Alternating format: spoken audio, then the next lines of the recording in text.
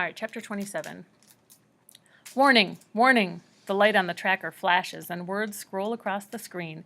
You have reached maximum speed earlier than recommended for this exercise session. I punch the numbers so that I go even faster. Warning, warning. You have exceeded your optimal heart rate. Usually, when I push too hard on the tracker, I stop in time. I take things to the edge, but I never jump. But if I go to the edge enough times, I'm going to get pushed over or fall right in. Maybe it's time to jump. Maybe I can't do it without dragging all the people I love with me. But I can't do it without dragging all the people I love with me. Warning, warning. I'm going too fast. I'm too tired. I know it. But still, the fall surprises me.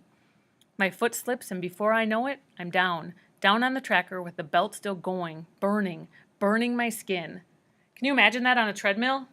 How fast that track goes if you fall on it and the track is still going on your skin? That would be bad. That's going to leave a mark. I popped one of my yoga balls on those. Last time I had a yoga ball, I twisted my ankle. The tracker keeps going. I lie there for a moment in shock and on fire, but then I roll off as fast as I can. The tracker keeps going, but it will notice my absence in a moment. It will stop, and then they will know I couldn't keep up. But if I get back on fast enough, no one has to know what happened. I glance at my skin, rubbed raw and red from the moving belt. Red. I jump up. I tense my muscles and spring at just the right time, and I hit the tracker running. Pound, pound, pound, pound, pound. My knees and elbows stream blood, and I have tears in my eyes, but I'm still going. The plainclothes will hide my wounds tomorrow, and no one will ever know that I fell. No one will ever know what happened until it's too late. When I come back upstairs after running on the tracker, my father gestures me toward the port. Just in time, he says. There's a communication for you. The sorting officials wait on the screen. Your sort looks excellent, the blonde official tells me. Congratulations on passing the test. I'm sure you'll hear news regarding your work position soon. I nod my head, sweat dripping off me, and blood from my cuts running down my knees and my arms. She can only see the sweat, I think to myself. I tug my sleeves down a little to make sure they cover everything, so that no one will know that I am injured and bloody. Thank you. I look forward to it. I step back, sure that the port screen communication is finished, but the official has one last question for me. Are you sure that there aren't any changes you want to make before the sort is implemented? My last chance to take back what I've done. I almost say it. I have his number memorized. It would be so easy. Then I remember what she told me about life expectancy, and the words turn to rocks in my mouth, and I can't speak around them. Kasia? I'm sure. I turn away from the port and almost run into my father. Congratulations, he says. Sorry, I hope you don't mind that I listened. They didn't say it was a private communication. It's fine, I say. Then I ask, did you ever wonder? I pause, unsure of how to phrase this, how to ask him if he ever doubted his match with my mother, if he ever wanted someone else. Did I ever what? He asks me. Never mind, I say, because I think I already know the answer. Of course he didn't.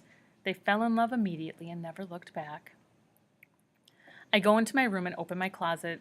Once it held the compact and the poem. Now it's empty, except for clothes and shoes and the small framed piece of my dress. I don't know where my silver box is, and I panic. Did they accidentally take it when they took the artifacts? No, of course not. They know what the silver boxes are.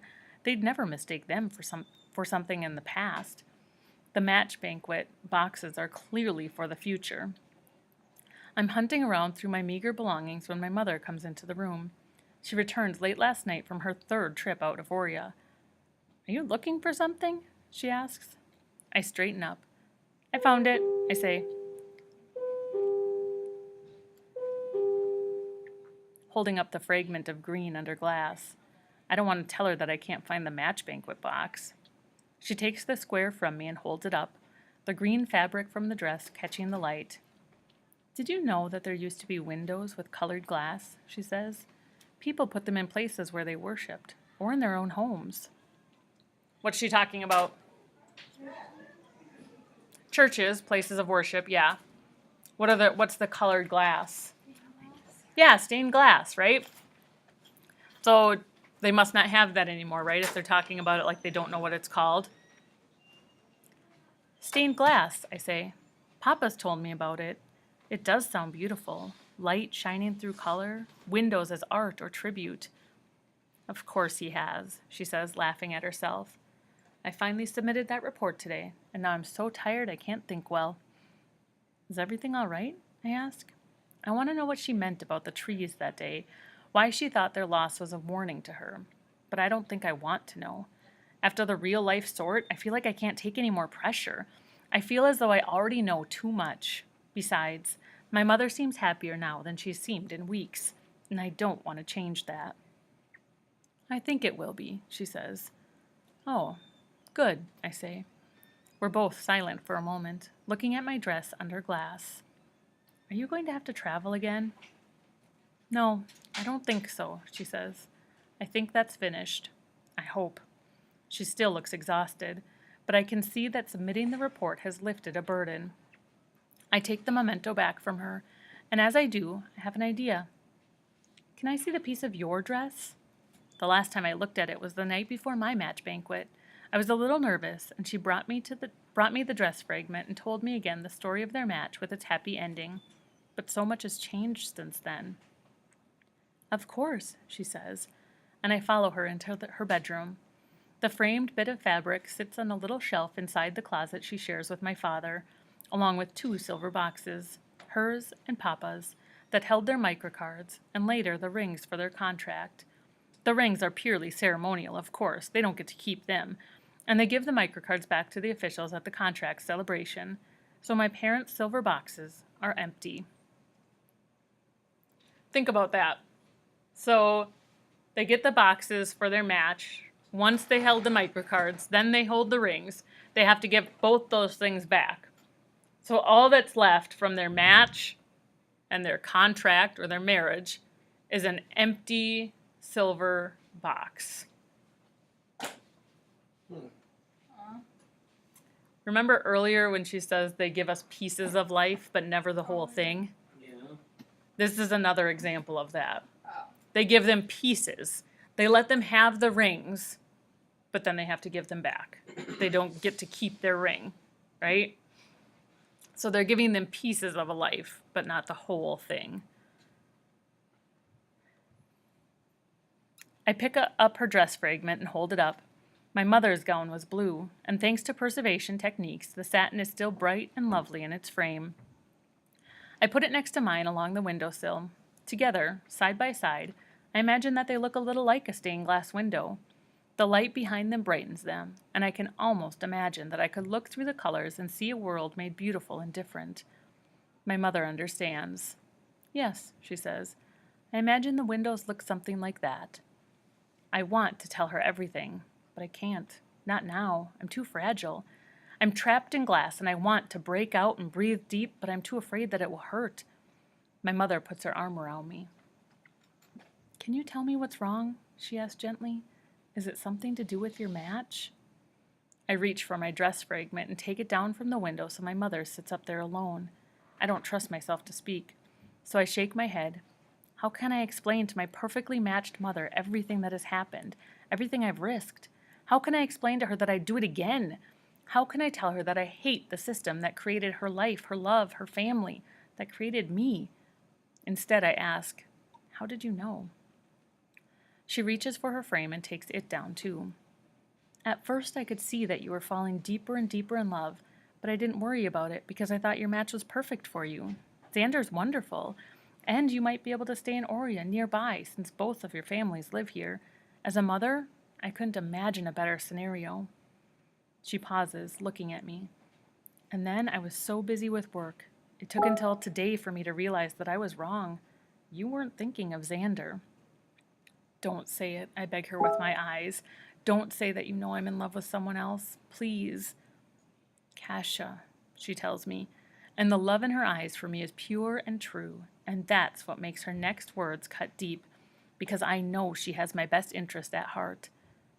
I'm married to someone wonderful. I have 2 beautiful children and a job I love. It's a good life. She holds out the piece of blue satin. Do you know what would happen if I broke this glass? I nod. The cloth would disintegrate. It'd be ruined.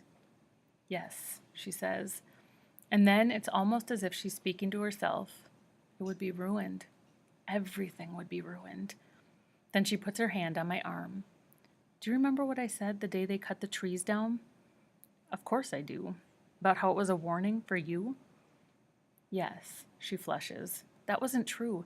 I was so worried that I wasn't acting rationally. Of course it wasn't a warning for me. It wasn't a warning for anyone. The trees simply needed to come down. I hear in her voice how badly she wants to believe that what she says is true, how she almost does believe it. Wanting to hear more, but not wanting to push too hard, I ask, what was so important about the report? What makes it different from all the other reports you've done? My mother sighs. She doesn't answer me directly. Instead, she says, I don't know how the workers at the medical center stand it when they're working on people or delivering babies. It's too hard to have other lives in your hands. My unspoken question hovers in the air. What do you mean? She pauses. She seems to be deciding whether or not to answer me, and I hold perfectly still until she speaks again. Absent-mindedly, she picks up her dress fragment and begins polishing the glass. Someone out in Grandia, and then in another province, reported that there were strange crops popping up. The one in Grandia was in the Arboretum, in an experimental field that had been fallow for a long time. The other field was in the farmlands of the second province. The government asked me and 2 others to travel to the fields and submit reports about the crops. They wanted to know 2 things. Were the crops viable as foodstuffs, and were the growers planning a rebellion? I draw in my breath. It's forbidden to grow food unless the government has specifically requested it. They control the food. They control us. Some people know how to grow food. Some know how to harvest it. Some know how to process it. Others know how to cook it. But none of us know how to do all of it. We could never survive on our own. The 3 of us agreed that the crops were definitely usable as foodstuffs. The grower at the Arboretum had an entire field of Queen Anne's lace. My father's face changes suddenly, lights up. Oh, Kasia, it was so beautiful. I've only seen a sprig here or there. This was a whole field, waving in the wind. Wild carrot, I say, remembering. Wild carrot, she agrees, her voice sad. The second grower had a crop I've never seen before, of white flowers even more beautiful than the first. Sago lilies, they called them. One of the others with me knew what they were. You can eat the bulb. Both growers denied knowing you could use the plants as food. They both asserted that their interest was in the flower. They insisted the plants were new to them and that they cultivated them as research for the blossoms. Her voice, which has been soft and sad since she mentioned the field of Queen Anne's lace, grows stronger. The 3 of us argued the whole way back after the second trip. One expert was convinced the growers were telling the truth.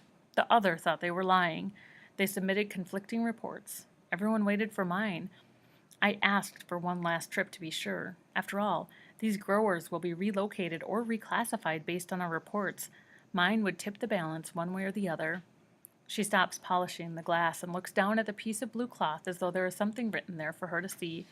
And I realize that for her, there is. That blue cloth represents the night she was matched to my father. She reads her life, the life she loves, in that square of blue satin. I knew all along, she whispers. I knew when I saw the fear in their eyes when we first arrived. They knew what they were doing. And something the Queen Anne's lace grower said on my second visit convinced me even more of the truth. He acted as though he'd never seen the plant outside of a port screen before until he raised the crop. But he grew up in a town near mine, and I knew I'd seen the flower there growing wild. But I still hesitated. And then when I came home again and saw all of you, I realized I had to report the truth. I had to fulfill my duty to the society and guarantee our happiness and keep us all safe.